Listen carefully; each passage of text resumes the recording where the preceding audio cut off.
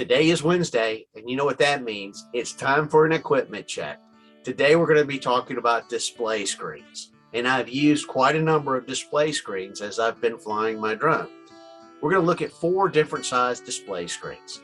We have the built-in display in the controller, we've got the phone, we've got a mini tablet, and we've got a regular size tablet that we've used. Now, having a display screen built into the controller is awesome. However, it was a problem for me with my Yuneec because my screen was underneath my sticks, which meant I had to always look down to see what was on it. The phone is great because you always have a phone on you. But the bad thing about the display on a phone is that it's so small and hard to see. And if you've got a number of things that you can do, programs that you can utilize on your phone, sometimes it can get kind of dicey if you're in a tough situation. For me, the toughest was the go home situation.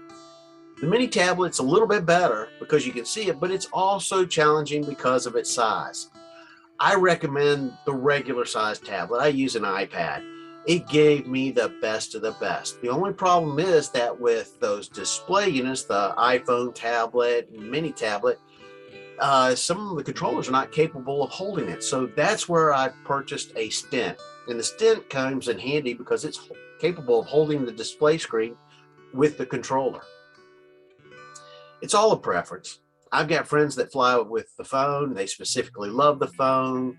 And I've got friends that fly with the tablet. For me, personally, I like the tablet. It works for what I need to do. And also, when I've got a whole variety of different programs that I'm launching through to film a project, I know I can easily access them.